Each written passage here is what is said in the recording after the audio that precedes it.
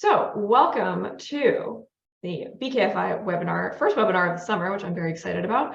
We're calling this one Credit Card Points, Travel Hacking, and How to Have Fun for Free. So we're going to be covering lots of exciting stuff today. I'm AJ Ayers. I go by AJ. I'm the co-founder here at BKFI, and I love credit cards. I always joke with some of our planners that, we do all these financial planning meetings and we'll show a client, here's how we saved you $60,000 in taxes this year. And they'll go, oh, that's cool. I wasn't really listening to anything you were saying. What credit cards should I get? So I know that this is a hot topic for a lot of you. It's something that is very tangible. It's in your wallet. You see your friends traveling for free. So I'm going to show you how to do that today. So like I said, drop your questions in the chat and I will try to answer them as I see them. And a lot of you submitted questions ahead of time. I'm going to cover, if you submitted a question ahead of time, I'm likely going to cover it in the presentation. If I don't, please drop it in the chat and I will get to it. And a recording of this webinar will show up on our website, brooklynfi.com/events in a few days. So questions, it's a rhetorical question, so keep your answers to yourself. Do you ever carry a credit card balance or miss a credit card payment once in a while?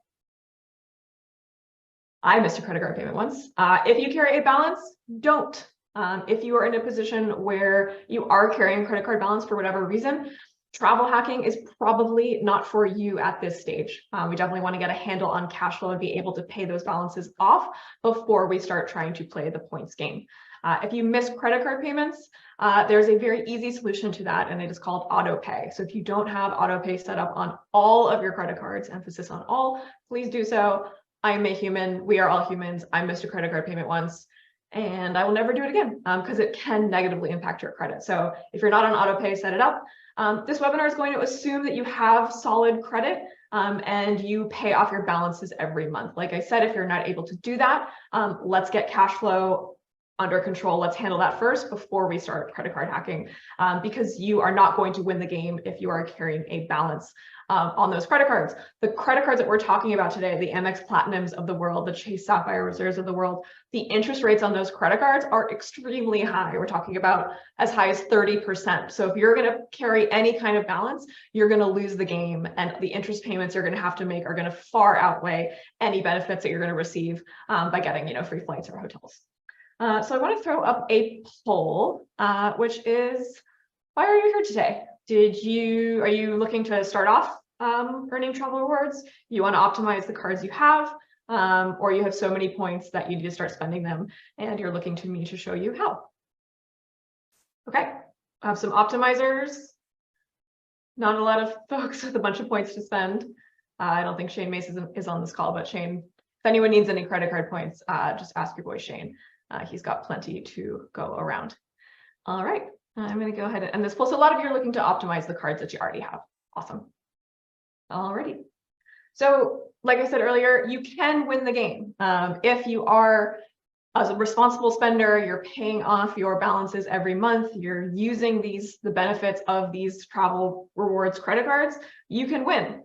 We can start to eat into the massive profits that these banks and credit card companies are enjoying. But like I said, I don't mean to be dramatic, but if you are ever going to carry a balance on these credit cards, do not put that balance on your Amex Platinum because you're going to be paying 30% on those purchases.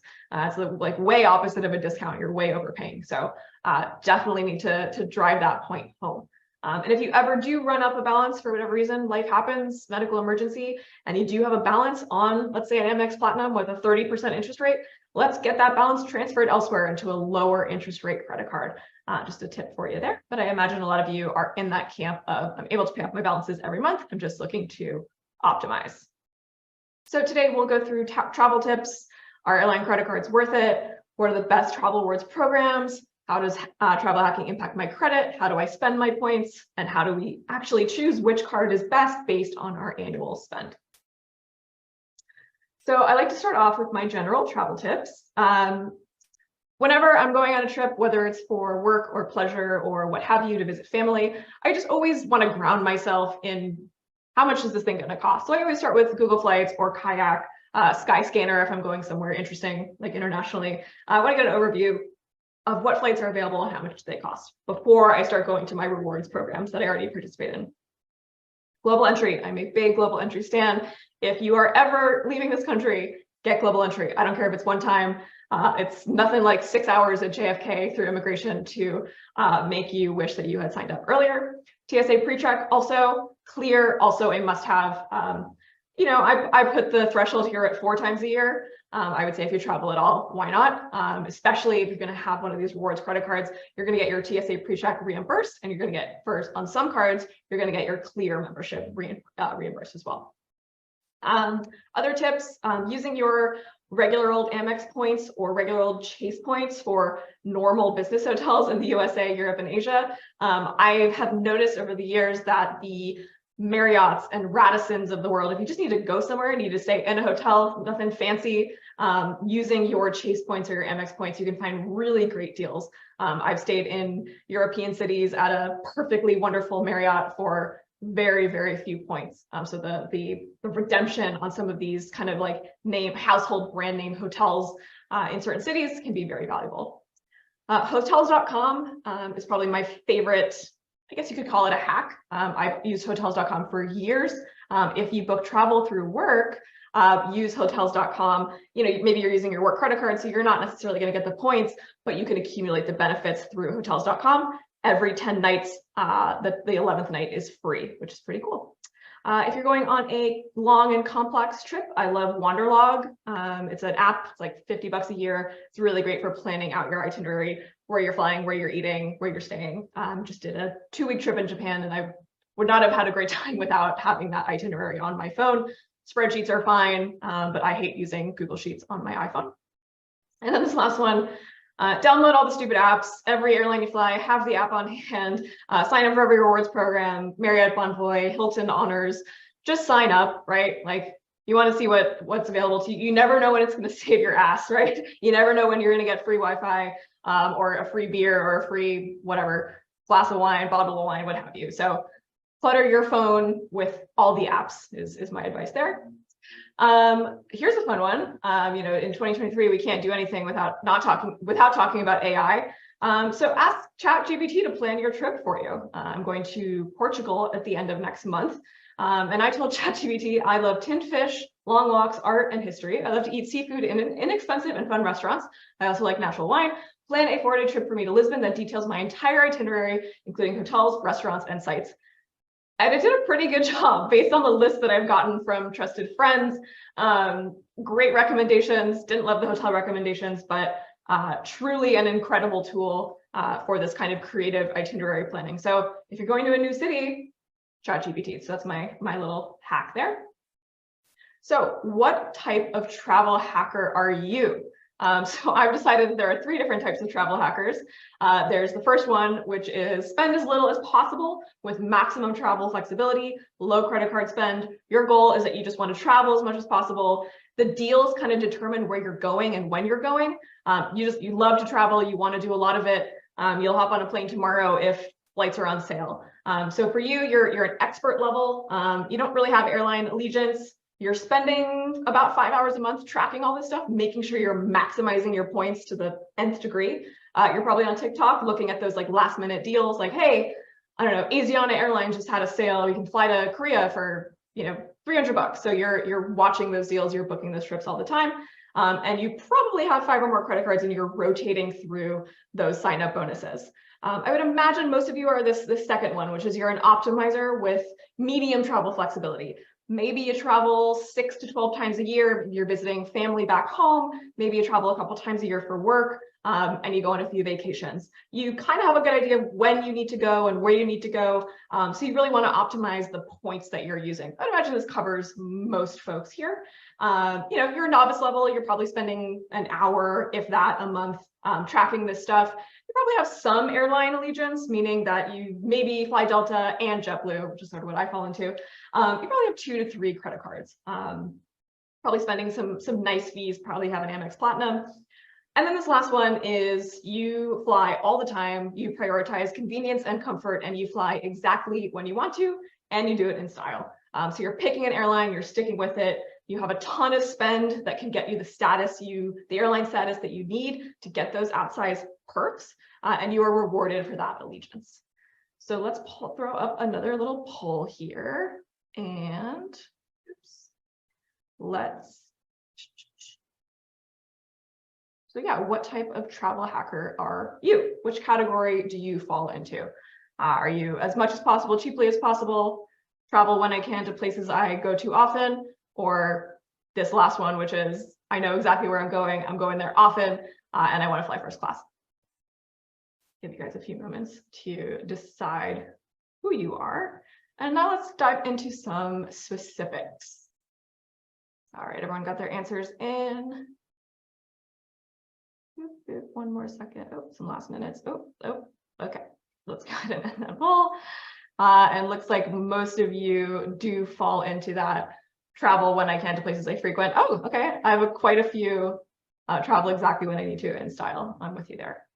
Okay, so let's get into some specifics. So these are, in my limited, humble opinion, the key players in the credit card rewards game. On our far left, we have our Chase Sapphire Preferred card, not the Reserve, for a fee of $95. You can read all these features and do your own comparison, but essentially what we're talking about is if you are just starting out in this game and you're not quite sure which airline you're gonna have allegiance to, you don't spend a ton of money on your credit cards, maybe you're not a business owner, so there's not a ton of extra spend available to you. I love this card. This is a great, you spend $1, you get a bunch of points, and you can use those points in very flexible ways. You can use them on flights, you can use them on hotels, all the above. There's a really nice sign-up bonus if you don't have this already. I would imagine a lot of you already have this card because I've told you to get it in a client meeting before, or you've just seen a lot of advertisement for it. This is one of the most successful marketing ploys of all time by Chase, but hopefully a lot of us have been able to take advantage of the great benefits of this card. You know, no lounge access. We're going to talk a lot about lounges. I'm a lounge lizard, self-described, so lounge access is very important to me, so this card is not enough for my travel needs. Then we have our Capital One Venture Rewards credit card, also great for traveling if your spend is kind of medium, and we'll talk about specific spends in a minute. So you can transfer points easily to many, many airlines, many hotel partners, great earning potential, especially if you're using this card to pay for hotels, rental cars, flights, etc. Very nice sign-up bonus there as well. And then we get to the big boys, right? We have our Platinum Amex card, which has a hefty fee of $695. I remember when that fee was $500, and that was a lot to swallow. But you know, we don't want to get too fixated on the fee, because when we get into the benefits, essentially, if you're using them like a $200 Uber credit, that fee starts to get eaten away at pretty quickly in a dollar for dollar way. So I don't really subscribe to the complaint that these fees are not worth it. If you are traveling and you are using $200 worth of Uber, there's also a hotel credit. There's also credit for your Clear membership. If you're using those things already, these fees actually come down quite a bit and actually look pretty close to these, you know, less valuable cards, in my opinion. So great sign-up offer right now, 80,000 Amex points, lots of benefits here. Centurion Lounge access. Anyone have been to the one in JFK? It's quite nice. Cons of an Amex. Not everyone takes Amex, right? If you go to France, forget it. You're going to have another card in your wallet. Amex is not the end-all be-all, and look, the fee is high. Then we get to our Delta SkyMiles Reserve card, which is if you're going to have airline allegiance. I love this card. So if you live near a Delta hub, this is a great card to have in your wallet.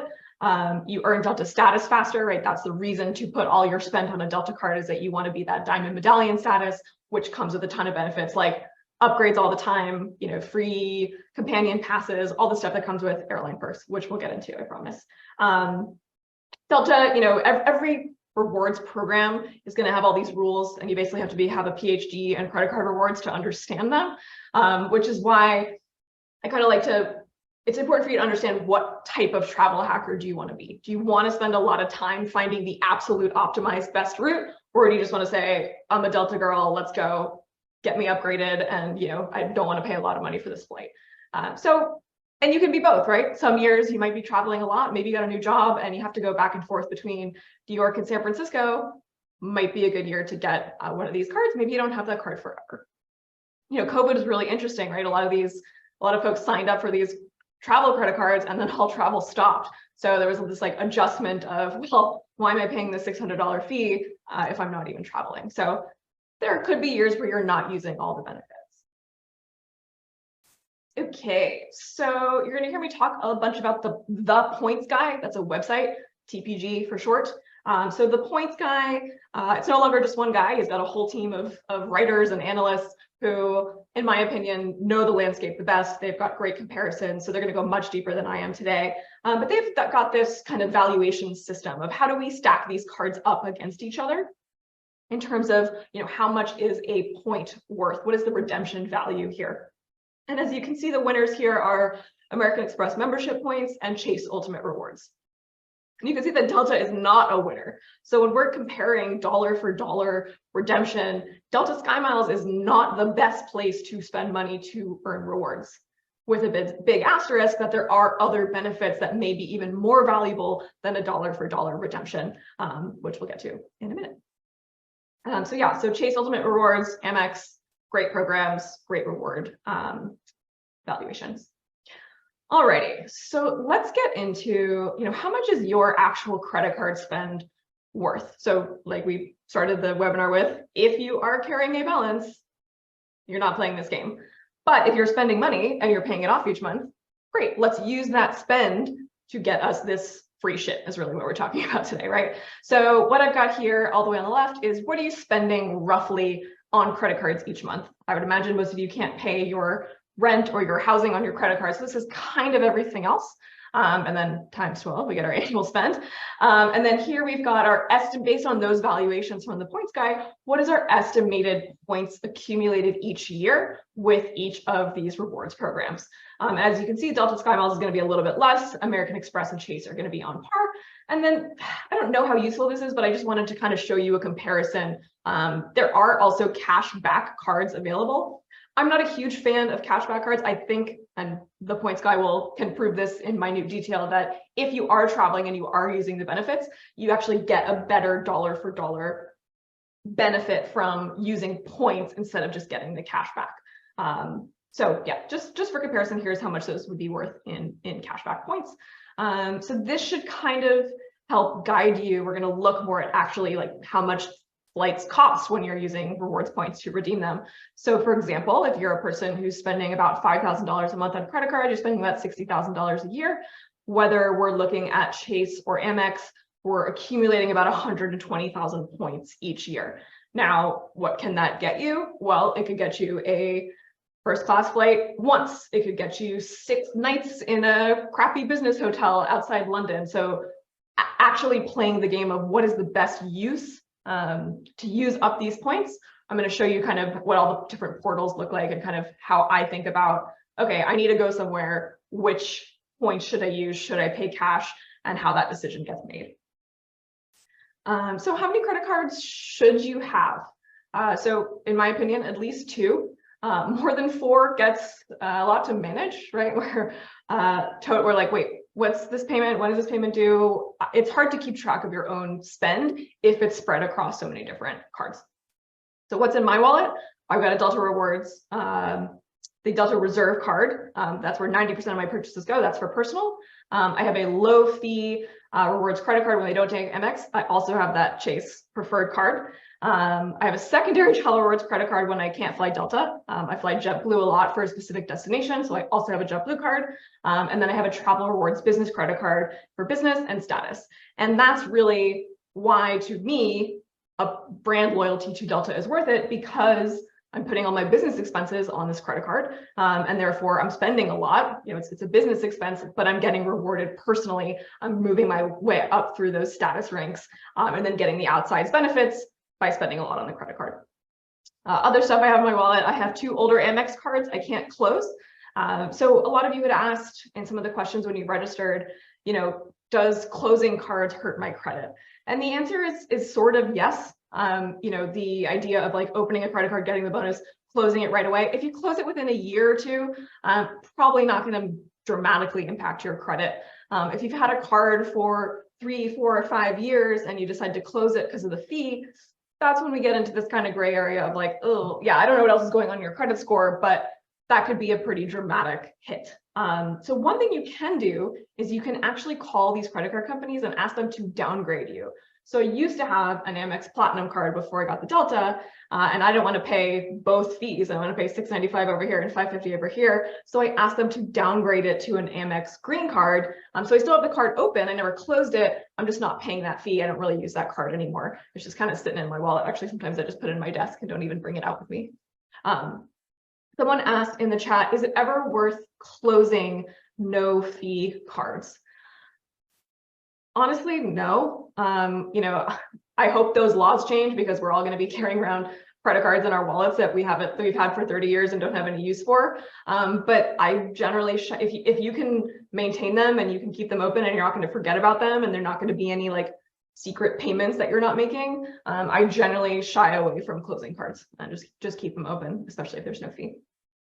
And of course, I imagine all of you have this, that first credit card that you got, whether it was in college or after college, that you definitely don't use anymore. But it's the ballast of your credit score. So it's that long credit history that you're keeping. I think mine's Bank of America, and I honestly don't even know where the card is. It's somewhere in a drawer somewhere.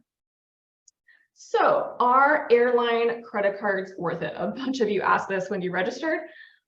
Yes, if you fly at least 6 times a year. That's different for each person. If you can pick an airline and stick with them, right? We have to pick one. Do you live near a hub? I live in New York City, so I live near 2 Delta hubs. JFK and LaGuardia are both Delta hubs. If you love a airline lounge and you value your time in it, I think the best bar in New York City is the Terminal 4 Delta Lounge, which has this lovely outside outdoor space where you can watch the planes land. Sometimes they have DJs on Friday nights, which are not very good, but I still think it's fun. And they have this lovely organic food. And it's all you can drink and all you can eat. So I love a lounge. I value that. I also value my upgrades. I am a fancy person, and that is something that's important to me. So I love my Delta status and I value it. So it's not for everyone. Like we looked at earlier, the actual dollar for dollar redemption on airline credit cards is not as good as our more generic Chase or American Express rewards points programs. Also, an airline credit card starts to make a lot of sense when you have significant expenses. So if you're in that, $5,000 or $6,000 a month spend, personal and business combined, probably not going to be worth it. You're probably going to want to take advantage of those better redemption rates instead of the benefits, because the benefits increase the higher your status, which requires a much bigger spend. So that's a kind of a trade-off there that you want to think about. This webinar is not sponsored by Delta, even though I do love Delta. So the Delta status is silver, gold, platinum, and diamond. And like I said, when you're spending hundreds of thousands of dollars on credit cards across personal and business, that's when you're going to get this diamond status and you're going to get these crazy benefits. You're going to get, $25,000 bonus to your account, which is basically a round trip from New York to LA. You're going to get global upgrade certificates, which means you can fly, you can book a regular ticket and then call them and have it upgraded to first class. I just did this when I went to Japan. So I spent, I think it was like $1,100 on my round trip ticket from New York to Japan. I called them, I got upgraded to first class, and I flew first class in a pod both ways, probably a value of about $10,000 or $12,000. All I did was pay $1,000. So in that case, that was super worth it to me. So if you want to do that sort of travel hacking on one airline, that's when an airline credit card is going to make sense.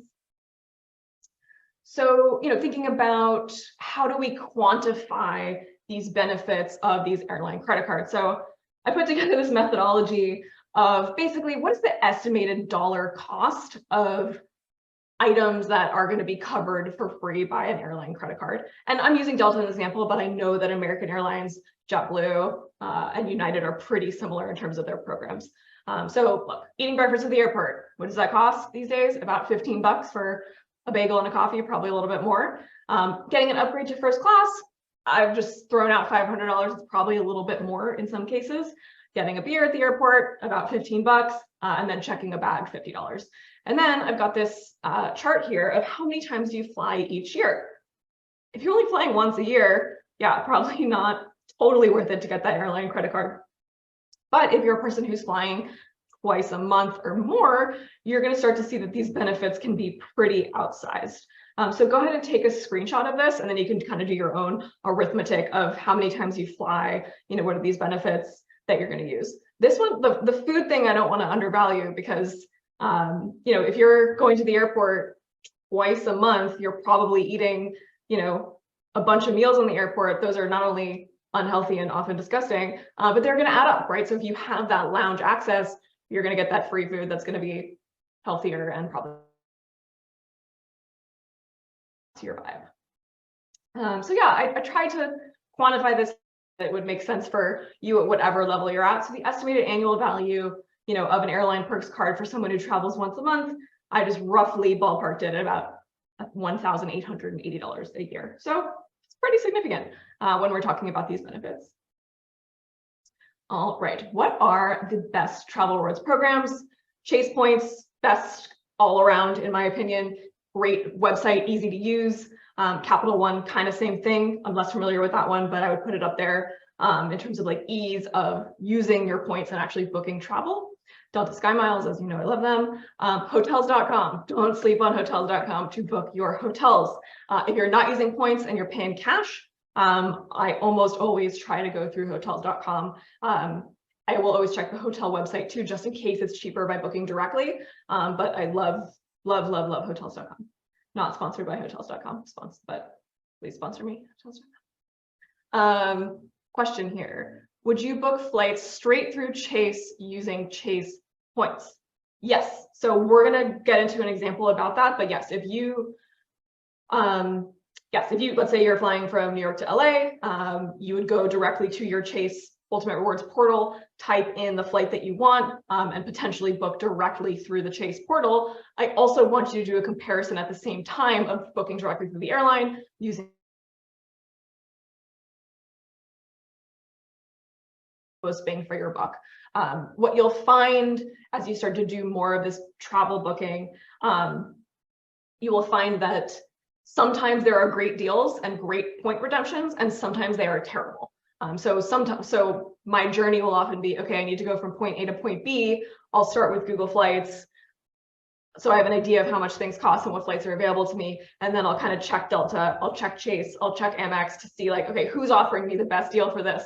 If all these point redemptions are bad, and I think that they're outsized, I'll just book with cash, and I'll just save the points for a trip where I'm going to get more bang for my buck, as it were.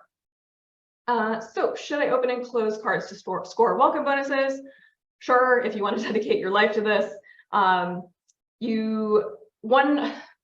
thing that I fear that a lot of our clients run into with the welcome bonuses is that when you sign up for a new credit card and you have that new shiny Platinum Amex that is made of metal and it makes a nice sound when you drop it on the table, you just want to spend more, right? You in order to get that 80,000 point bonus, I think you have to spend $10,000 in the first 3 months. Don't quote me on that.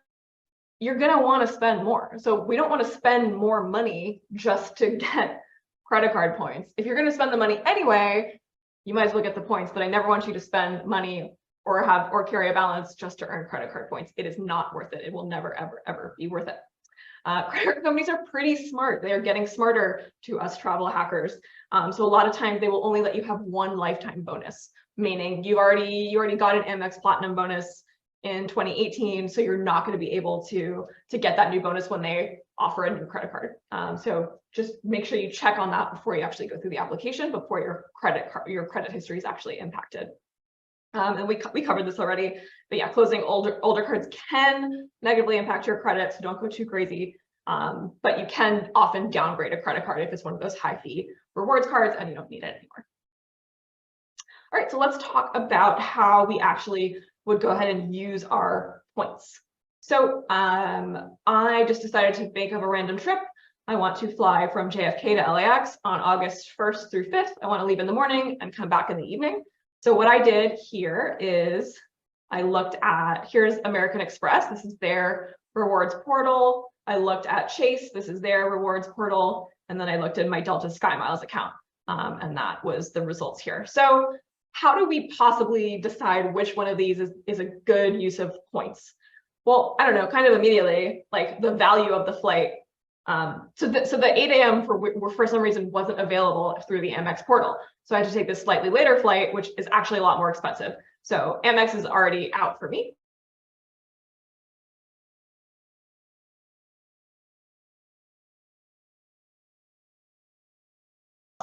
a dollar amount. Usually there's some kind of dollar amount with any kind of points redemption, taxes, fees, whatever. But on the Chase site, watch out for this fee being, or this amount being high. Sometimes they kind of get you. It'll be like, oh, it's only 10,000 points, but you also have to pay $200 cash.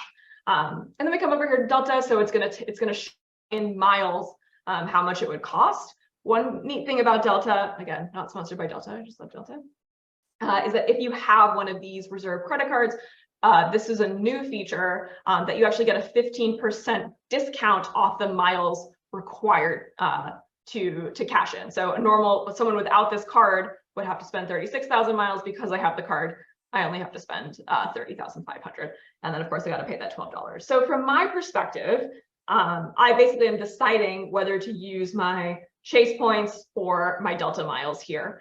And, you know, I don't really, there's no right answer here. It's not really a dollar for dollar comparison. To truly make it a dollar for dollar comparison, I would have done a cash analysis of how much does this flight cost on Delta. I think I did, and I think it was the same.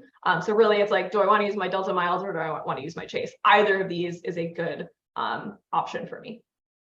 So let me clear my drawings and we will proceed.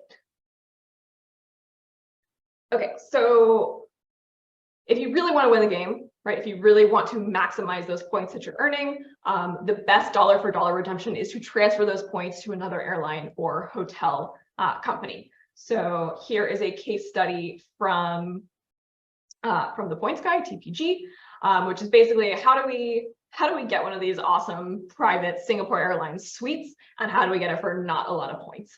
And essentially, the way you do it is you would transfer your Chase points over to Singapore Airlines and then book directly through the Singapore Airlines site. So someone had asked earlier, should you book flights directly through the portal? Not always. If we're talking about a big, expensive international first class private pod, you're going to want to do a little bit more research and check all of your options before you go ahead and book that.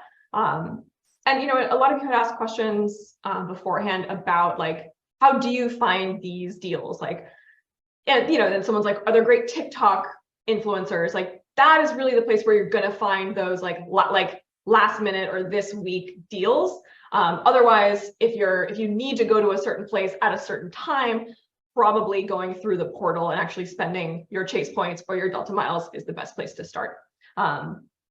You know, there'll be, and I've got a list of some of my favorite kind of like same day or, you know, last minute travel hacks where it's like, wow, I can go to Istanbul for 50,000 Chase points. Like, yeah, I'll go on that trip. That sounds great. So I'm sure a lot of you have had similar experiences where you're like, wow, this is so cheap. How can I not go on this trip to France? Even though it's not the exact week I want to go, like I'm going because it's going to save me, you know, $1,000 or something meaningful.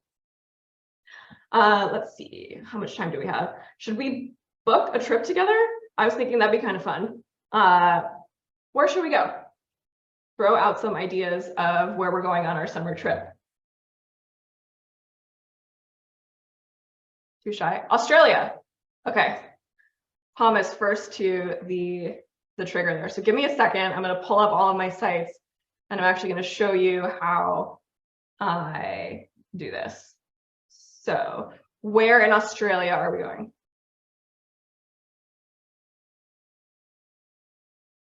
Give me a city. Sydney. Okay, great. Okay, I'm just getting logged in here. I'm not going to do Amex, it's too hard. Okay.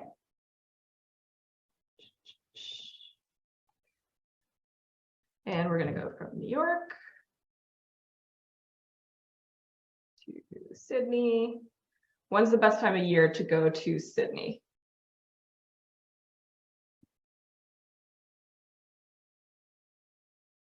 Anybody? All right, let's say December. Okay, great. Let's go December 1st through December 12th. Okay, so I'm going to share my screen again. Okay, so my first stop is going to be Google Flights. And I've just put in my destination here and when I want to go. So I can start to get a sense of the flights that are available to me. So I'm a Delta girl, so my eyes immediately go there. Sometimes I'm not a Delta girl, right? If Delta is 3 times more expensive than the other airlines, that's probably going to be a time I'm not taking Delta, and you get to make that decision. So it looks like in terms of our best departing flights, we've got some Air Canada, we've got some Delta, we've got some ANA, which is Japanese airline. But yeah, roughly looks like I can get a round trip ticket for between $1,500 and $2,000. So that's a good place to anchor. So then I would go to Delta and I would type in my destination and I would go on my round trip. Here's my dates and we'll see what that is. And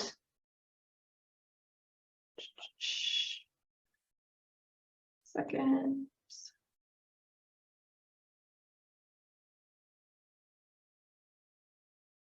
Oops, okay. Let's see what Delta is going to give us. Okay, so I want to look at miles.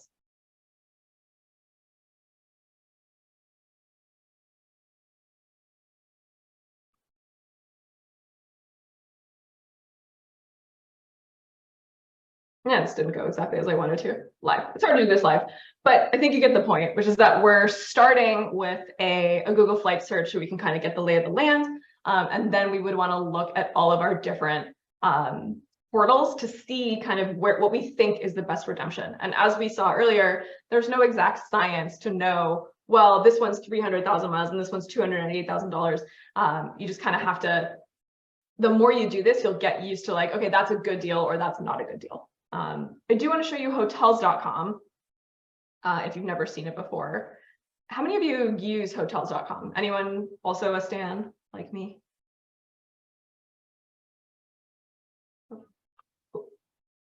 And why I love hotels.com is, again, it'll start to give me the lay of the land. And I can start to look at the hotels that I want. Then I take that information from hotels.com. Then I'll go to my Chase portal and put in the specific hotel that I want.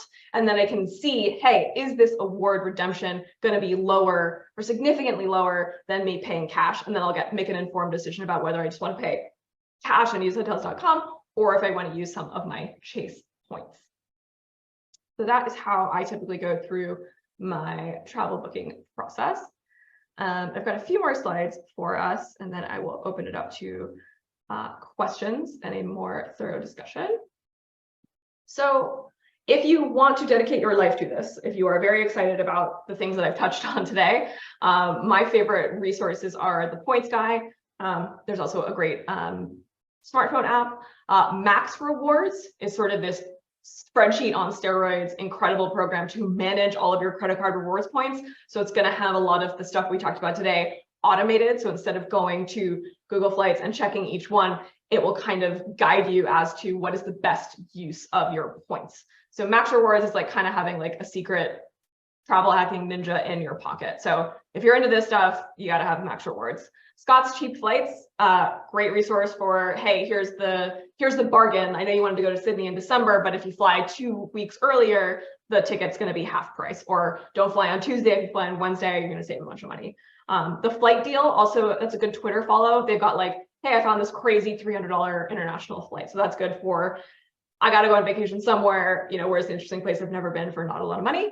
And then Skyscanner, their search functionality is awesome. So it's kind of like Google Flights, but you can search by destination. You can kind of search for like wherever. So I like Skyscanner when I'm not quite sure where I'm going or what my plans are.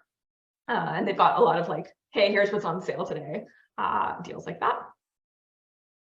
All right, so not to be a Debbie Downer, but you know, a lot of our clients have conversations about, you know, I want to make sure that the money that I have that's invested is going towards supporting small businesses and is doing good in the community, and that my dollars are not invested in you know, bad places.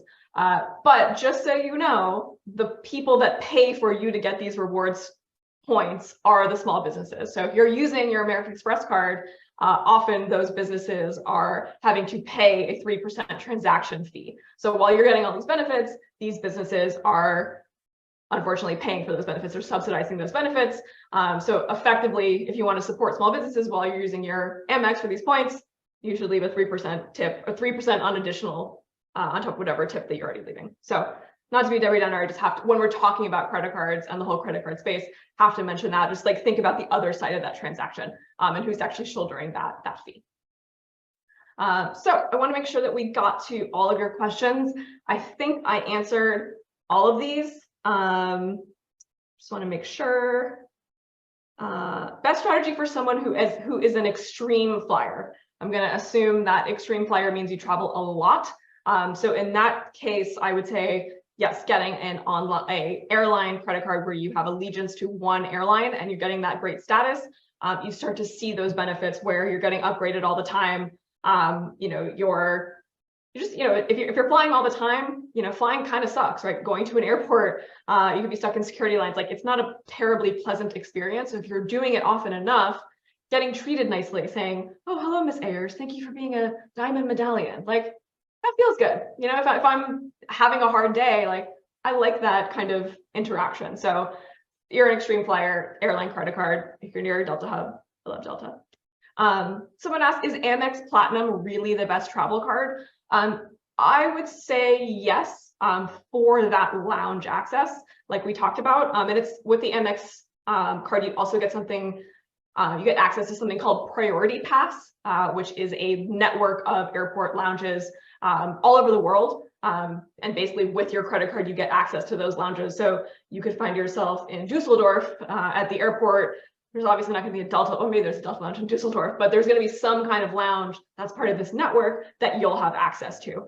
Like cards like the Amex Platinum, the Sapphire Reserve, the Delta Reserve, they also have great rental car insurance benefits. So a lot of times, and that's a whole other webinar, rental cars and rental car insurance, like should you decline the rental car insurance because you're already covered on your credit card? So that's another great travel benefit of those, higher fee travel cards. I think I've answered all of these questions. So I am going to go ahead and stop my share, and I will turn my attention to the chat if anyone has any additional questions. All right, let me read this one. Okay, so is the only best way to upgrade your flight for free to a higher class to have that super high Delta Diamond status? If we only make big international flights once or twice a year, what is the best strategy for flying business or less? Using Chase card, should we be transferring these points to the airline then buying, or does it depend? Great question. So in short, it depends. But to kind of answer that question, like, hey, we have this one big international flight, right? Like, we're flying to Australia twice a year to visit family. We're probably not going to qualify for that Delta medallion status to get those free upgrades. What is the best strategy there? I think there's two ways, I would say. One is, earning just using those Delta dollar for dollar miles. It really depends when you're flying. If you're flying around Christmas time when everyone else is flying, unfortunately, you're probably going to end up paying a mixture of miles and cash. I would say for international situations, I do believe that transferring your miles or your points to the airline that you're going to fly once you've found that airline has the best deal, and that's going to be your best dollar for dollar redemption there. So flying once or twice a year internationally, probably not quite that, ultra spend on the credit cards, probably more of a mix of transferring points to our airline partners and probably paying some cash as well. Tricks for not paying credit card fees. I think the tricks for not paying those fees are to kind of analyze, am I really going to take advantage of all these benefits? A $95 credit card fee, in my opinion, you're going to get back right away, just by the benefits that are offered if you're using them. Credit card fees in terms of, like we talked about, interest charges on credit cards, got to pay off our balances every month. Never, ever, ever want you to pay to carry a balance in any of these cards. Most credit cards, they'll waive your fee in the first year often. So you could open a card and then close it after a year. But as we talked about, there's some challenges there as well. And then someone asked, will we be making this recording available? Yes, this recording will appear on our website, brooklynfi.com/events. Give us a week or so to get it up there. Any final questions? Anything you feel like I didn't cover that I should dive into in a future webinar? Anything you disagree with? I know we have some serious travel hackers on here. So if there's anything that you disagree with, I'd love to hear, because I love all opinions. Oh, someone had a question. Can you talk more about transferring miles to specific airlines? Yes, so we could do a whole hour on that, honestly. But essentially, it really depends on the airline you're going to. And with the caveat with this strategy is that it is a little bit time intensive. It's probably going to involve you getting on the phone with that airline. So typically, you're going to go into your Chase portal. You're going to, it really depends. Sometimes you go into the receiving airlines portal. So you'll want to actually join their, mileage club or whatever. It's like, let's say it's Singapore Airlines, you want to join their reward program. So you can establish, your account there, maybe start earning some status there. And typically I'm trying to remember if you go into the receiving airlines portal, that's when you'll be able to transfer your Chase points. On the Chase side, actually scratch that. No, you do from the Chase side. On the Chase side, you kind of would say, hey, I want to transfer these 100,000 points to Singapore Airlines, and then you'll receive them in your Singapore Airlines account. The 2 times that I've done that, I have had to get on the phone with both Chase and the airline to sort it out. But if we're talking about a $6,000 international round trip first class ticket, in my opinion, very well worth that little extra headache and paperwork to get that done. Someone asked, I might have missed this, any thoughts on which airline has the best loyalty program? In my opinion, it's Delta, but that's because I'm near Delta hubs and I use those lounges the best, and I enjoy in my opinion, it's easier to get Delta first class with lower point redemptions, and it's lower cost versus a American Airlines first class or United first class. Generally, I have found that those are more expensive tickets, and I actually like the Delta first class experience more than the United Airlines or the American Airlines first class. So in my opinion, it's Delta. If you don't travel all the time and you're not a big credit card spender, the JetBlue program is actually pretty awesome. Their Mint, JetBlue's version of first class, which is Mint, is actually really awesome. I think their first class experience can actually be better than Delta. And they've got a great sign up bonus, always free check bags. And often JetBlue will have sales for certain things. So JetBlue will notice that you book flights between LA and New York all the time. You'll get an email that's like, hey, for only 30,000 miles, you can book this flight. So once you're in with an airline, you start to notice the patterns of when you can get the best deals. I hope that answered your question, but Delta is the answer. Can you talk about the Chase or Amex trifecta and combining business rewards and personal rewards? Can you just clarify that? Do you mean trifecta, you mean the different cards, or having both an expensive Chase card and an expensive Amex card? I don't think I quite understand your question. Can you talk about the Chase or Amex trifecta, combining? If we're talking about combining business rewards and personal rewards, basically all we're talking about is just stacking our spend in one loyalty program. So, if you're going to go all in on Delta, you might as well do it all in for personal and business, so that you can get to that status faster. I have the Delta Amex cards for both personal and business, but I also have that Chase Sapphire Preferred, which is only $95 a year, which I use for, I probably spend maybe $1,000 the whole year on that card. But I got the sign-up bonus, which, I don't know, 10 years ago I think it was like 100,000 miles. So I got a couple free trips out of that. And I just have it in case someone doesn't take Amex. I hope that answered your question. Last call for questions before we say bon voyage. Nope. Oh, one more.